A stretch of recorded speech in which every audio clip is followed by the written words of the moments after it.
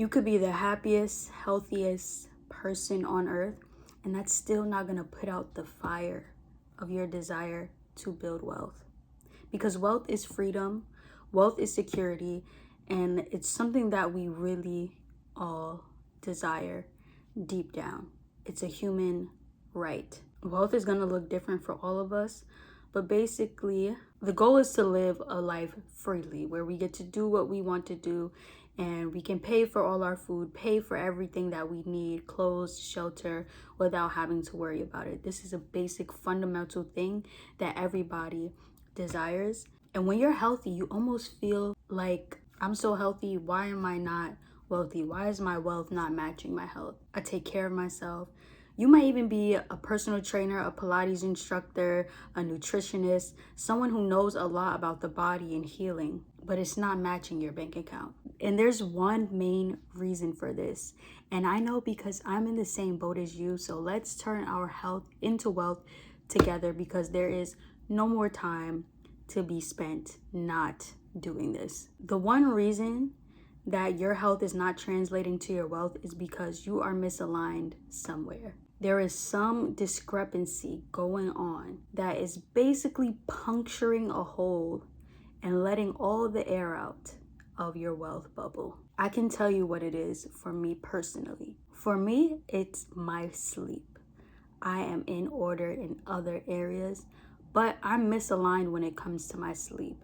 And I know that this can have an impact on my health over time. So subconsciously, that is what's stopping me. Because as long as I know that I'm misaligned with my sleep, I know that there's more that I can do, that there's something that's stopping me from being my best self and from being my wealthiest self. The first step is to know what that is for you. And it's going to be very obvious. I promise you, if you're watching this video and you relate to what I have said so far, you know exactly where you are misaligned. Sometimes it's what you're eating. Even if you eat healthy most of the time, there's probably that one thing that you love so much that you know you need to get rid of. You know it's causing you problems, gut issues, but you're just going to keep eating it. And you justify this because you work out, because maybe you have a business that's thriving, but it's not where it needs to be. Or you have clients coming in, you got a lot of followers.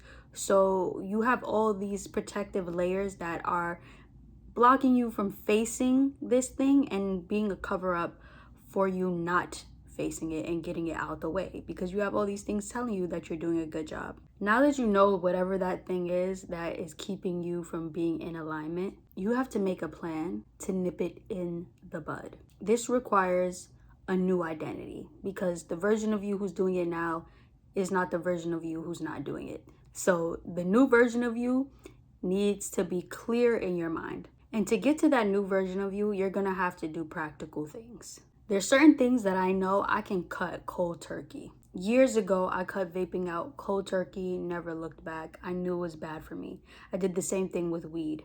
Cut it out cold turkey, did not do it anymore. There are other things that I dibble and dabble. And then there are other things that I slowly transform and just don't do anymore. Sleep is gonna be one of those things that I slowly transform and don't do anymore. Well, not sleep, but not taking care of my sleep is going to be one of those things that I slowly stop doing and transform.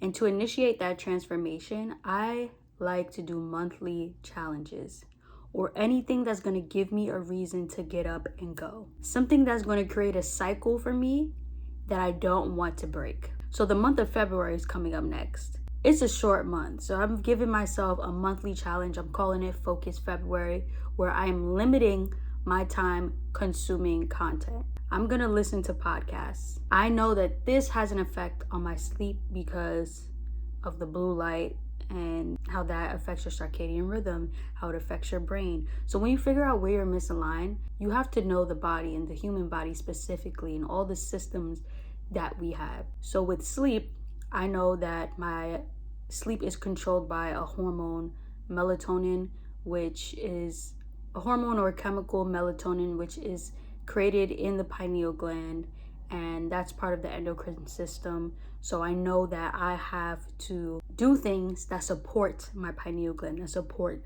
my sleep, that support my melatonin production. Take these steps and apply it to your misaligned thing.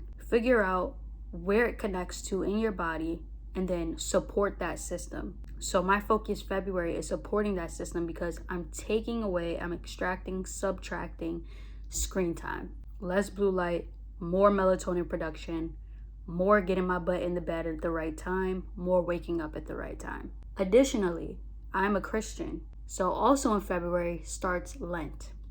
This is the perfect opportunity for myself and other people, whether you're Christian or not. It's just a great time to start a challenge for yourself.